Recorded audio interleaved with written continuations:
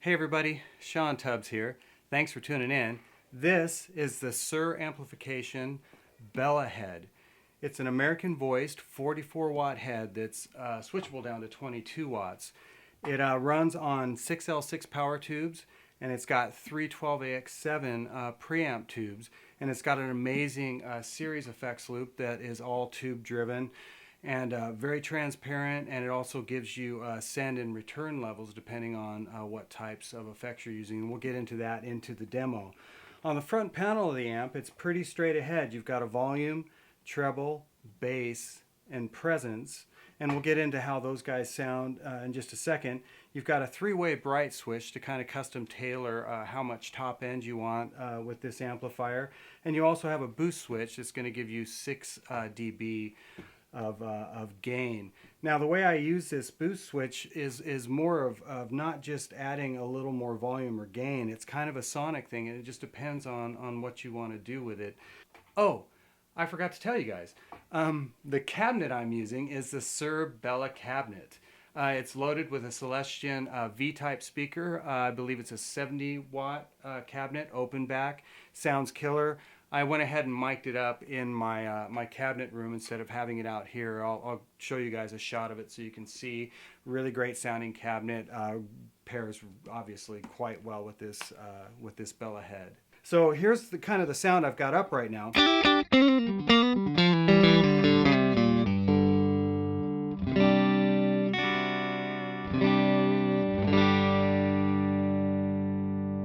So before we get into anything, let's just listen to the bright switch. Right now it's in the center. I'll go ahead and put it in the down position, and then we'll just kind of sweep through the down position all the way to the up position so you can kind of hear what's going on. So here's the down position.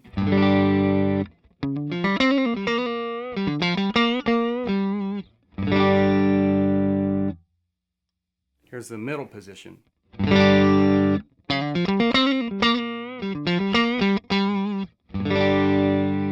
And then here's the upper position, which would let in the most top end.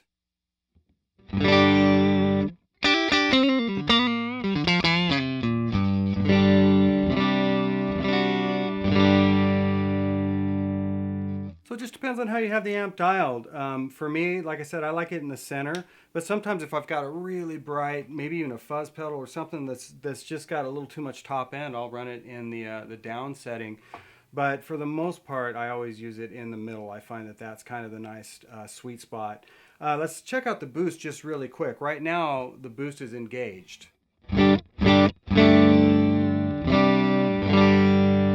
Now, if you want this amp to be really, really clean, like pristine clean without ever using a compressor or anything, go ahead and run it with the boost set to off. And you can even turn the volume up a little bit, and it really won't break up.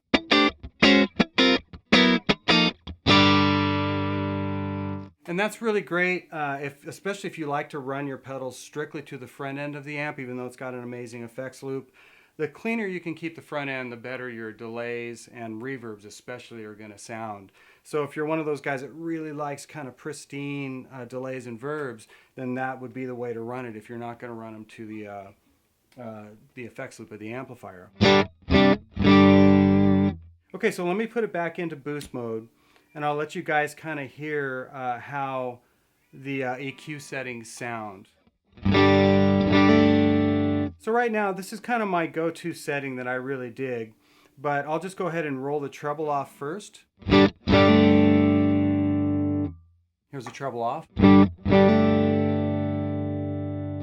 About noon. And I'll go ahead and dime it. So it's a pretty sweet treb circuit. It adds just a little bit of kind of a mid-high there as you start cranking it, which is nice, especially when you're recording. That's kind of my sweet spot on this amp. Let's go, before we hit the bass, let's just check out the presence. I'll do the same thing. Here's presence off. About 12. And here's the presence all the way up. So once again, that's a really sweet circuit as well. Just depends on what you're doing. If you want really chimey, just sweet top end, that's the way to go. And I've even seen guys shut the treble off and keep the presence all the way up. So it's kind of to each his own on that one. Okay, so let's look at the bass real quick. Now the bass on this is a very typical, for me, an American voiced bass. It can get really big, pretty woolly, but honestly, it never totally gets out of control. So I'll do the same thing with the bass. I'll shut it off.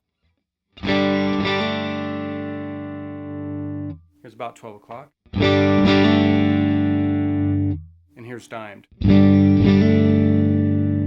So that gets pretty huge, and you can hear it interacts. As you dime it, it's going to take out treble and presence. As you get past about 8, I find the sweet spots around 4. It just depends on what I'm doing, what guitar I've got plugged in. So those are kind of the settings. Now I'm going to leave it in boost mode. I'll just turn up the volume a little bit.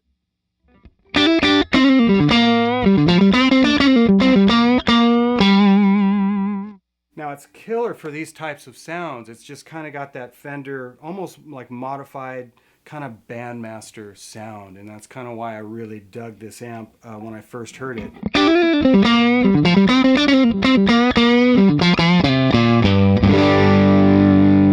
But you can back it off and have it be really clean.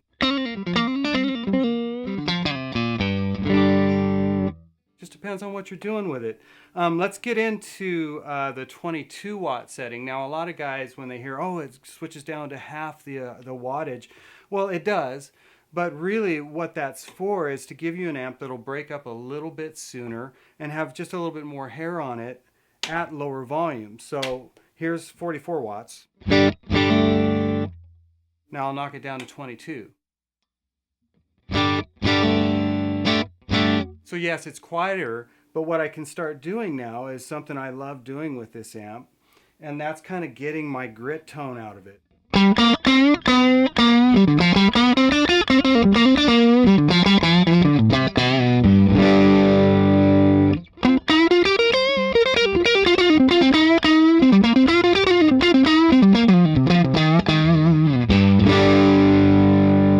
I love recording it that way. If I want a little bit more top end, I'll add the bright switch.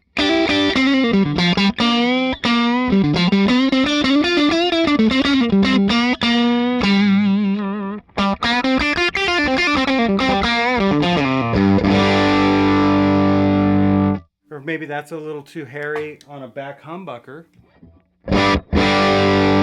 I just tamed it simply by throwing the bright switch down. So as a session amp, it's just killer.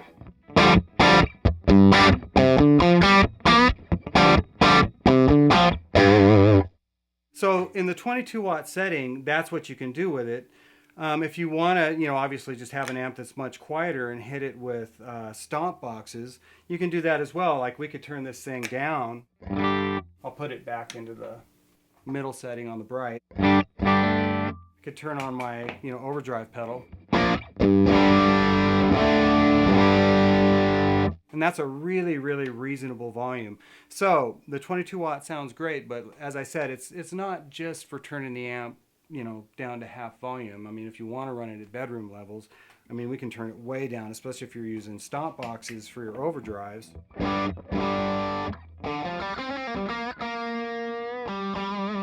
mean, that's really, really quiet.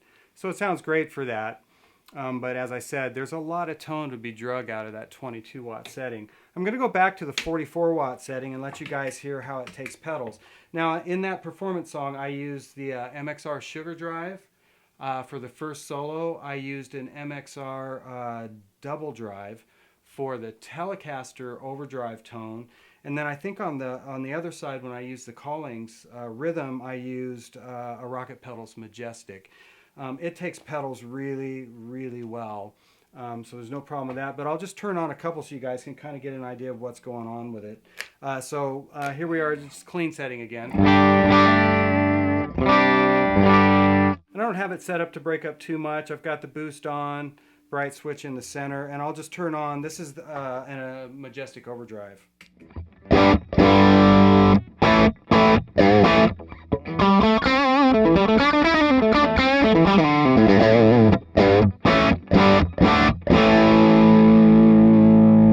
So that's like an overdrive tone. I used the Sugar Drive for like a neck position thing. So here's the Sugar Drive.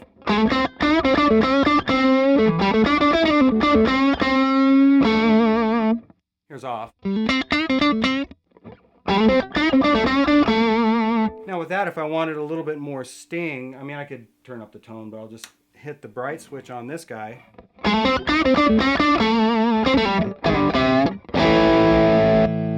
I mean, there's just all kinds of ways you can dial it. It took that pedal really well. I think for one of the solo sounds, I used the, I think with that PRS, I used the Majestic, and I added an Archer Clean. It's kind of a boost pedal to the front end of the Majestic.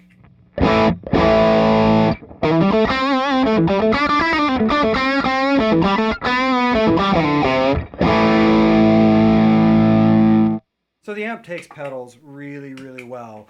The other thing it's really good with is the effects loop. And just to show you real quick, I've got the effects loop off right now, and I'm going to leave my Strymon timeline and the Flint Strymon Flint that I'm using for reverb and delay in the effects loop, but I'm going to keep them off, and I'm just going to turn the effects loop on and off. So that's the effects loop off. Here's the effects loop on. Off. On. So I'll just let's turn on the reverb and maybe some delay.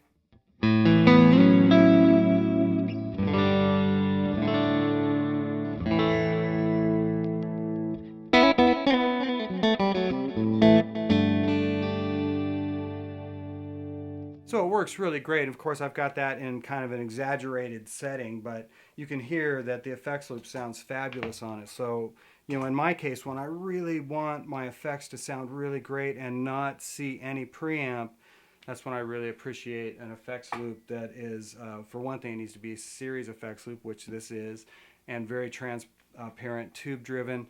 And it's nice that it's got levels in and out, so you can kind of custom tailor it to work with whatever you're using. But, for like a solo sound, like I'll turn the Sugar Drive back on.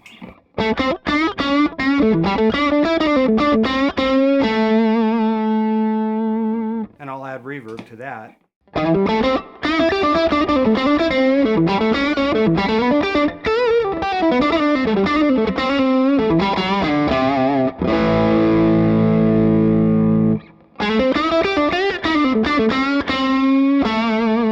And maybe some delay as well.